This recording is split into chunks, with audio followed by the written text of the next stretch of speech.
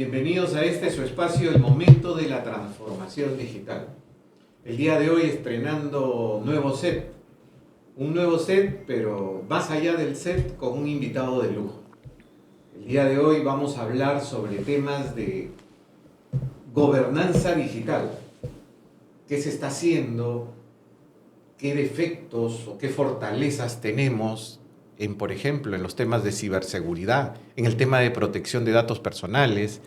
Y para ello nuestro invitado, con el cual estamos inaugurando nuestro set, es el doctor Eric Iriarte. Estimado Eric, muy buenas tardes, gracias por estar con nosotros. No, un gustazo estar acá compartiendo con ustedes y un amigo de la casa. Así es, Eric. Permítanme presentarlo como se debe al doctor Eric Iriarte. Bueno, él es un referente del derecho digital y de gobernanza de Internet en el Perú. Y no solamente en el Perú, sino en la región y a nivel internacional. Es abogado y especialista en políticas públicas. Ha participado en espacios internacionales como el ICANN y en el Internet Governance Forum.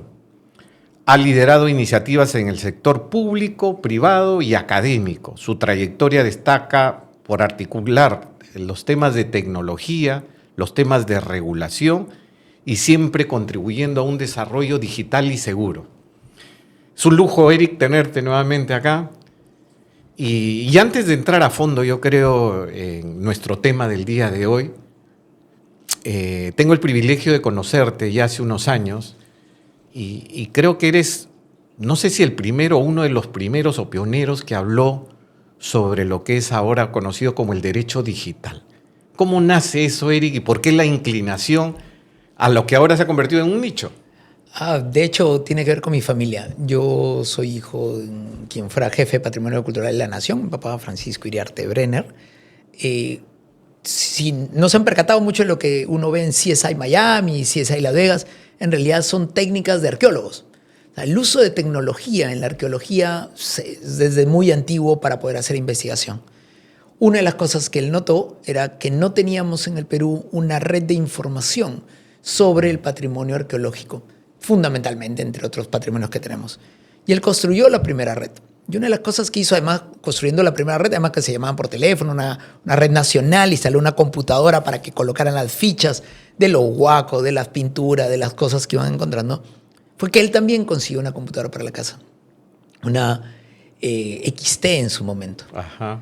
Yo tenía 8 o 9 años, así que yo tuve un aprestamiento y una cercanía con la tecnología muy temprano y la curiosidad me llevó a aprender a programar en C, C++, C++, encontré el HTML en el camino. Tuve la suerte que mi hermano mayor, que es ingeniero pesquero, también es colegiado, es parte del colegio, se dedicara al uso de tecnología para la pesca. Entonces fue uno de los primeros que conocía cómo transmitir los datos de Inmarsat, los datos que se utilizaban para la pesca, o cómo utilizar equipos electrónicos para ver los cardúmenes de peces. Entonces recuerdo que lo ayudé en su tesis. Su tesis era escanear los ecoregistros que salen de las bolicheras y ver si el volumen capturado tenía relación con el uso de la tecnología. Pueden leer su tesis en la agraria sobre el tema. Pero una de las pioneras en temas de digitalización. Pero lo que logró fue que la Universidad Agraria, la Facultad de Pesquería, compraron Logitech de mano, estos viejos escáneres, que escaneaban en blanco y negro además, que valía $1.500 un escáner. Ahorita un escáner te vale $30 y de página entera y además multiplagen.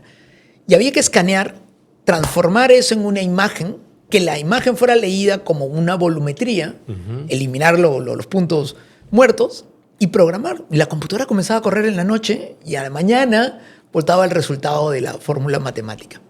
Bueno, esto que fue curiosidad, cuando ya llego a la facultad, salgo de la escuela, entro a la facultad de Derecho, comienzo a mezclarlo porque yo no iba para ingeniería. Pero al mismo tiempo se estaba creando la red científica peruana. Yo he estado casi desde el inicio de la red de Internet. Vi aparecer la web y comencé a dictar el curso. En sus instalaciones que estaban en Monterrico. En las instalaciones que ya llegaron a Ricardo Palma. A la... ¿Cómo se llama? La biblioteca, Ricardo Palma. Pero que comenzó en ESAN. Claro. Comenzó en ese, de ahí seguía todavía la antena. Y me dieron el curso de herramientas de Internet. Entonces yo dictaba Archie, Gopher, Gorilón, correo electrónico, vi aparecer el Eudor, ayudé a la traducción de la construcción. O sea, estuve tan antes que mientras tanto iba siguiendo mi carrera de Derecho, iba mezclando las cosas y llegué muy temprano. Entonces ya para el año 97, 98, ya había construido una de las primeras redes de Derecho y Nuevas Tecnologías. Derecho informático se llamaba en ese momento. Era la contraparte de la informática jurídica. En el Perú en ese momento ya estaba la maestra Rocío Rondinel en la San Marcos, que ya falleció. Estaba Torres y Torres Lara, que introdujo el habeas data, que es la base de la protección de datos personales en la Constitución del 93. Luego sus hijos han seguido los temas de telecomunicaciones y similares. Estaba un profesor Ferreiros que veía informática, que vivía en Francia, en Montpellier. Había alguna gente que comenzaba a discutir estos temas, pero a mí me tocó el momento de transición. Vi aparecer la web, me quedé como jefe de la administración de dominio, jefe legal de la administración de dominios, el .pe, y apareció el ICANN. Se comenzó a hablar de este tema a nivel global y yo era el chiquillo que estaba ahí. Empecé muy temprano. Absorbiendo las nuevas tecnologías. Muy temprano, lo mezclé muy temprano con las cosas que tenía a la mano y fue la suerte de tener una familia, mi papá, mi hermano mayor, del circuito donde me moví, de la red científica peruana en su momento inicial. Y pues lo siguiente ya fue cosecha mía, ¿no? La ley de firmas digitales en el 2000, la primera ley de delitos informáticos, manifestación de la voluntad. Me acuerdo haberte conocido cuando la primera promoción, o cuando se forma la División de Delitos Informáticos de la Policía Nacional, creaba el área y comienzan a capacitar a los oficiales. La divindad, efectivamente. De hecho, que ahora se llama DIRCIBER, ahora ya no es la división, ahora es dirección. Dirección. Porque además hay un general ahora son además toda una pléyade de gente, porque el tema digital ya no es un tema anecdótico, no es un tema... A ver, yo estaba en clases de Derecho peleándome con profesores de Derecho que me decían, ¿usted qué cree que su tecnología...?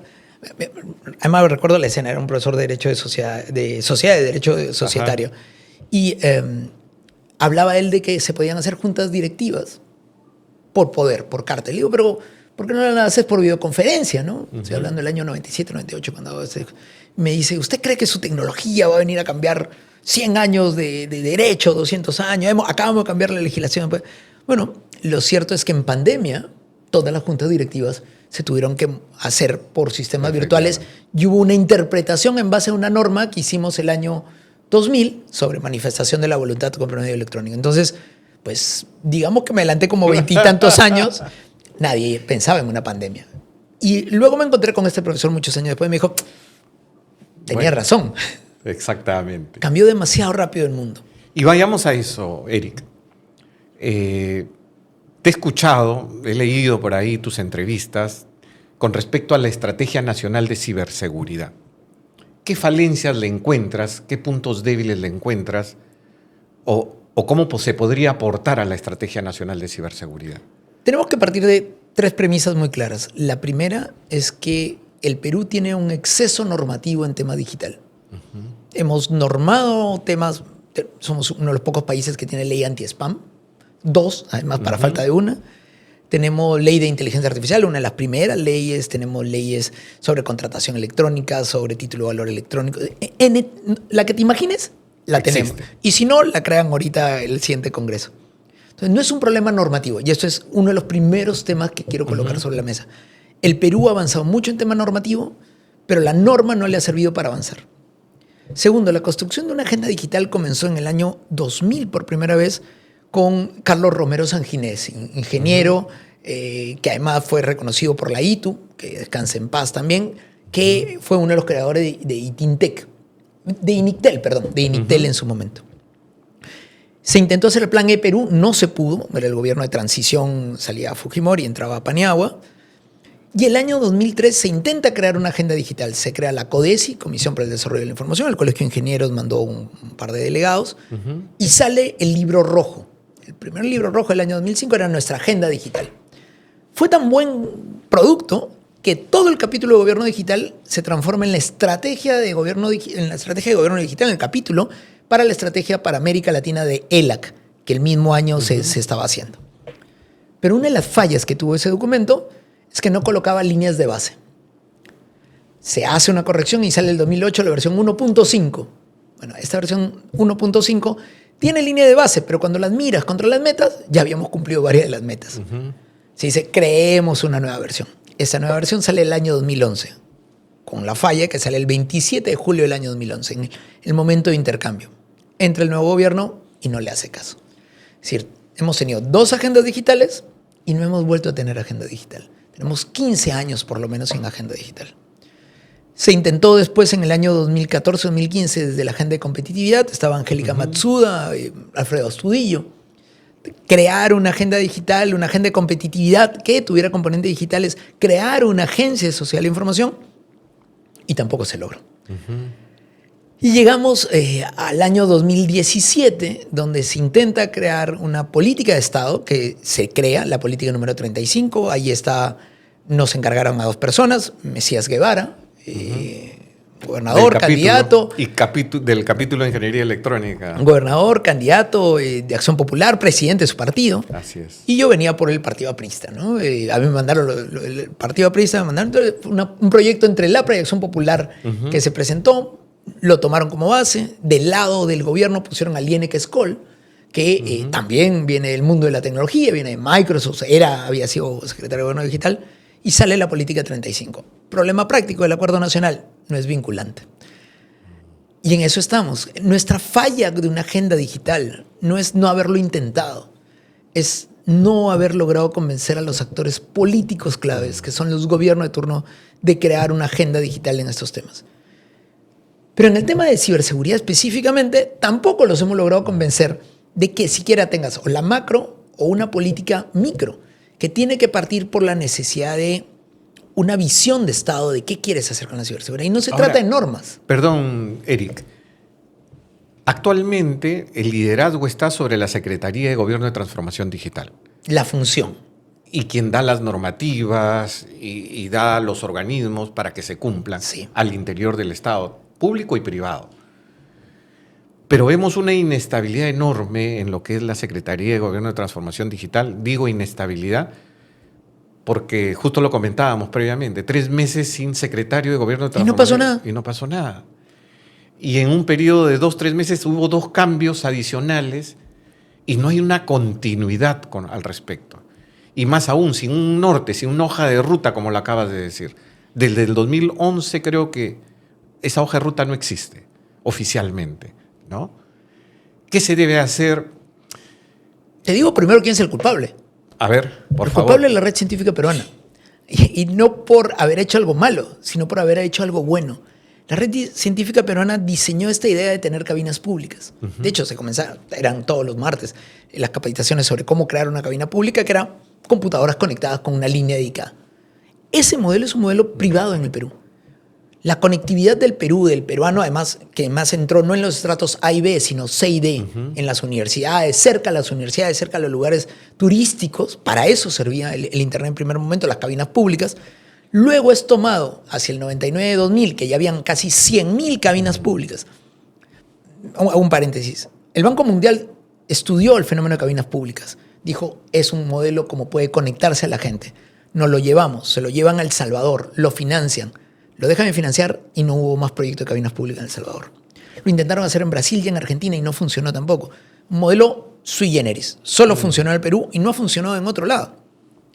Retomo. Cuando SUNAT se monta sobre el modelo de cabinas, no le interesaba la conectividad, no le interesaba quién instalaba la red, le interesaba que los usuarios lo utilizaran. Y el Estado no se preocupó de aumentar la conectividad. Si bien ya estaba Fitel, Lucho Montes estaba en ese momento, Ciptel. El desarrollo de las telecomunicaciones en el Perú fue privado. Y fue por la necesidad también entre las cabinas y la conectividad. Hubo un momento en que había N cantidad de ISP, luego las compañías fueron quedándose unas cuantas. Efectivamente. Pero ese fenómeno te lleva hasta el informe del 2008 de Pacheco, Juan Pacheco, sobre la idea de el informe sobre banda ancha. Ese informe del 2008 ya decía, 2 años antes habían aparecido redes sociales, el iPhone ya había salido, ya estaban los móviles, estaba comenzando a hacer una cadena de transmisión importante. Pero ese informe recién se retoma el año 2011, que Mesías Guevara lo toma para hacer el proyecto de ley de banda ancha. Recién en el año 2015, 3 años después de que sale la ley, Proinversión dice, oye, dediquémonos a hacer la red de Orsa. Aún ahora, 11 años después, no terminan de instalar las redes regionales. Entonces, y además se siguen instalando con un diseño. Ya en el año 2015, el diseño del 2008 estaba desfasado, que era la red dorsal. No hicieron las actualizaciones tecnológicas. Y ahí el problema no es de normas. El problema es qué querían hacer con la conectividad. ¿Para qué necesitar conectividad si es que ya tenía el privado? La red dorsal es un gran problema ahora. Ese va a ser y han aparecido una serie de ISPs pequeños que les compiten ahora a los grandes de las telecomunicaciones, a los 4 grandes que tenemos. Y funciona, ¿no? Y el modelo funciona. Tanto así que OCIPTEL ha presentado su informe hace un mes, el ERSTEL, que dice que el 97% de los hogares peruanos ya tiene conectividad a Internet, de alguna forma. Así es. Eso es la mejor respuesta de que la apertura del mercado y el mercado en competencia funciona.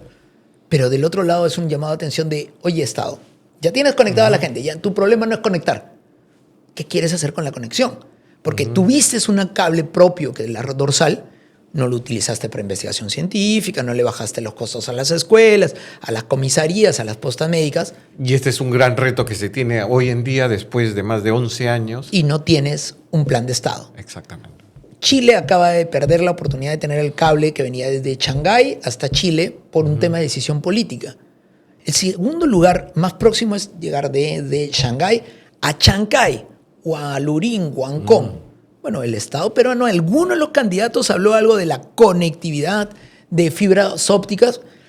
La red de Internet 2 para América Latina llega por Ecuador, esta se conecta a Estados Unidos y se conecta a Europa, llega a Ecuador y le dicen al gobierno, oye, gobierno, necesitamos un par de los hilos de la red dorsal para que atraviese, porque es más, iba por la costa y son parte del circuito.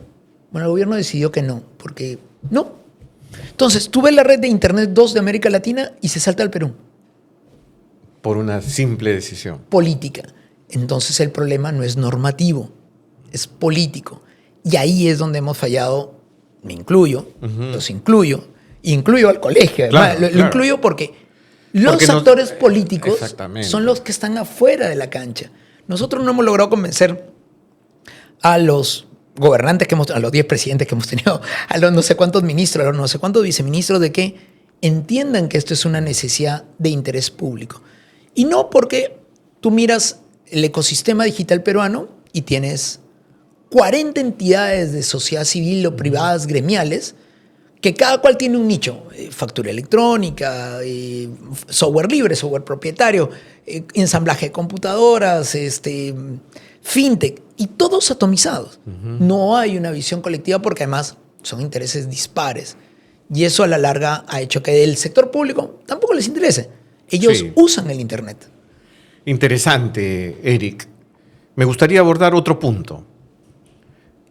Infraestructuras críticas.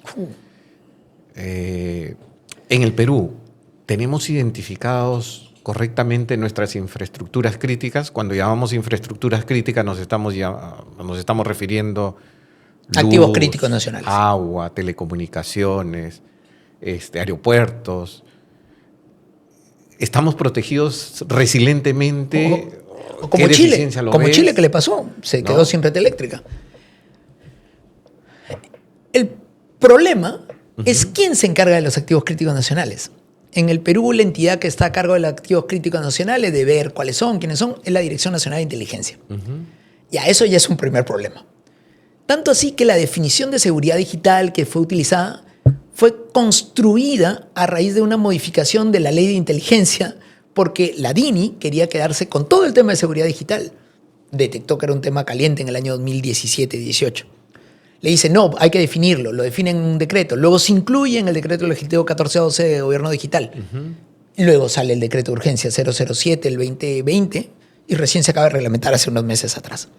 Es decir, la parte operativa del diseño de activos críticos nacionales está en manos de solamente la inteligencia, como si fuera solamente un problema no de desarrollo, sino un problema de resguardo y seguridad. ¿Es importante? Sin duda es importante. Pero tienes que entre los activos críticos nacionales, puertos, aeropuertos, gasoductos, oleoductos, minas, telecomunicaciones, banca, hospitales, cada subsector tiene que ir colocando sus activos, tanto los digitales como los no digitales. Pero el único que es regulado sectorialmente es banca. La banca es la única que tiene la resolución.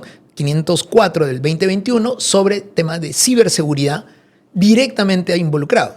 En telecomunicaciones no hay nada similar. En energía tampoco hay nada similar. Y esto es un problema a la larga. Porque si no tienes claridad por una entidad articuladora, el Centro Nacional de Seguridad Digital no es un ente con gestión o dientes para sancionar, a diferencia de lo que se ha hecho en Chile con una agencia de ciberseguridad o en España.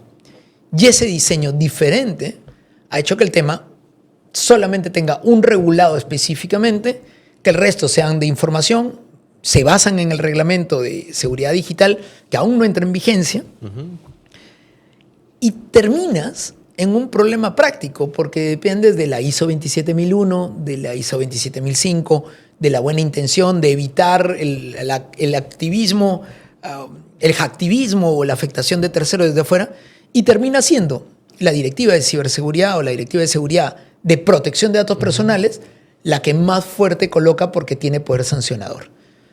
¿Qué es lo que debería ocurrir con el siguiente gobierno? Es primero colocar el tema de ciberseguridad donde debe. El lugar de ciberseguridad es en el COSEDENA, en el Consejo de Seguridad Nacional.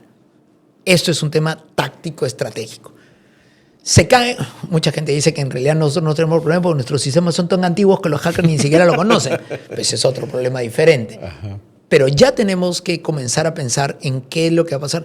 Ayer salió una nota de prensa de una cosa que le llaman Five Eyes, los 5 ojos que son Nueva Zelanda, Reino Unido, Nueva Zelanda, Estados Unidos, Canadá, y me falta un país más, a decir, ojo, el tema de inteligencia artificial metido en tema de ciberseguridad no va a afectar el proceso en años. En los próximos meses vamos a comenzar a encontrar grandes problemas por lo que está ocurriendo y no estamos preparados. Y lo vemos, ¿no? Regresando y a este punto que has tomado con respecto a los activos críticos, 2026, ¿no? Vivimos guerras y los ataques que realizan son a infraestructuras críticas. A Irán lo dejaron 2 días sin electricidad en plenos ataques, ¿no? Y la evolución que están teniendo las armas, mientras que uno atacan con misiles, los otros atacan con drones inteligentes, sí, con un desfasaje completamente. Entonces, y nada nos escapa que tengamos algún conflicto. Por acá hay miembros de un candidato que quieren armar la guerra con nuestro país vecino de Chile. ¿Y cómo están nuestras infraestructuras críticas? Salta eso, más allá de la regulación, más allá de si estamos o no, y el más allá del tema de la resiliencia, Eric, ¿no? Tenemos una ley de ciberdefensa que le ha permitido comenzar a construir y un reglamento de ciberdefensa que comenzó a preparar para defender. Hay avances, tenemos cibercomandos desde el Comando Conjunto y cada una de las Fuerzas Armadas. Creo que en el tema de defensa se ha logrado avanzar, pero en el tema operativo, que es la ciberseguridad de las personas, la que puede, el 80% de los casos de ciberseguridad son fallas humanas. Bueno, no hemos desarrollado capacidades en las escuelas, no hemos desarrollado capacidades en las personas, no tenemos regulación que pueda ir a los sectores. La regulación depende de otros actores que no tenemos controlados. Entramos en competencias globales. Hay un ataque al sistema, no hubo un ataque.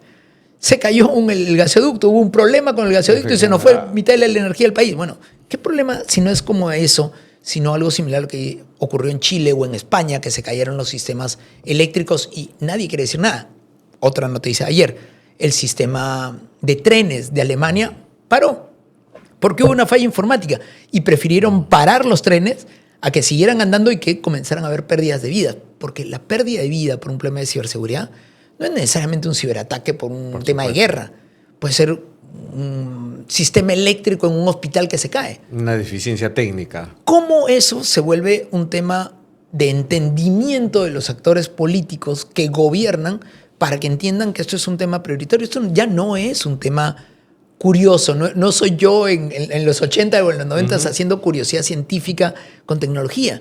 Es la tercera economía criminal del mundo, el tema de la cibercriminalidad. Trata de personas, drogas y cibercriminalidad en todas sus dimensiones. Y ahora, ya que has entrado a este tema de la cibercriminalidad, con la aparición de la inteligencia artificial y lo fácil que vemos que tú puedes hacer deepfakes a alguien, puedes lanzar mensajes, puedes pedir dinero en forma de extorsión a un ser querido, haciéndote pasar por alguien, ¿no? Sin embargo, no vemos al menos por los medios públicos, detección, detención, arrestar a gente, a bandas que se dedican a esto. Y periódicamente vemos que las cuentas de los bancos las vacían a los usuarios, a los clientes.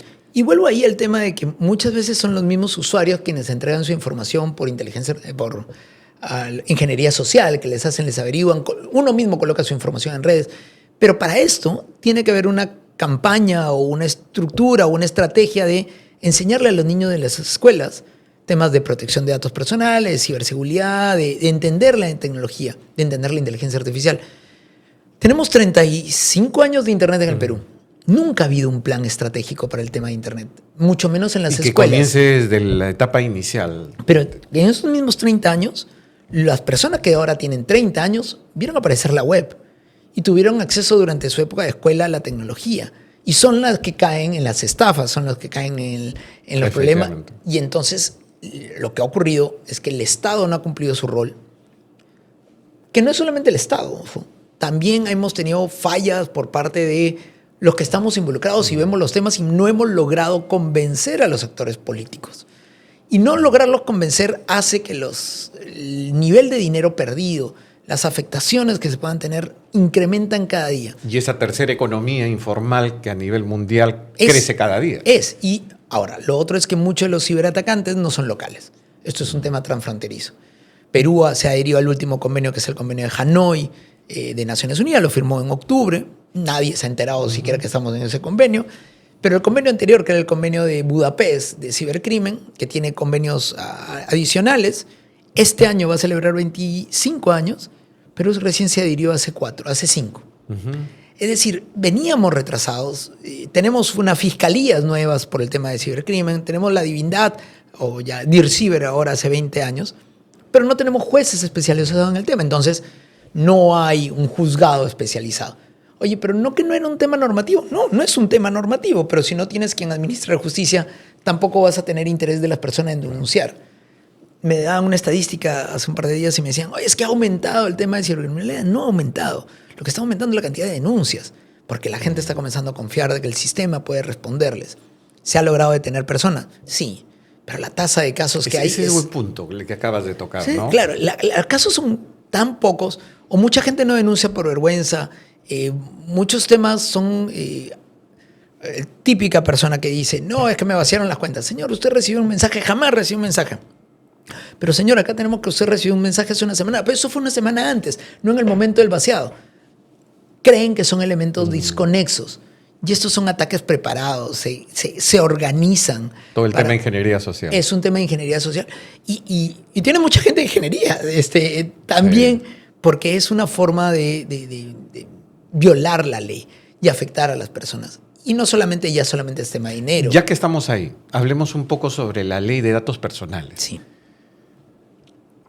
¿Cómo lo ves?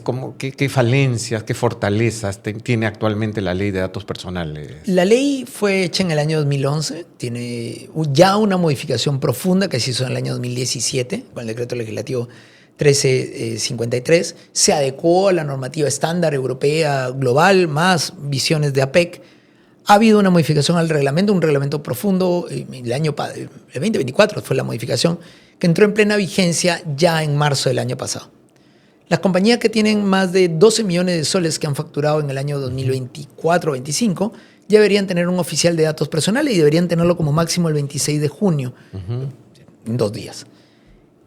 Cada vez más es mayor la obligatoriedad de los temas por parte de las instituciones públicas y privadas de cuidar los datos de las personas.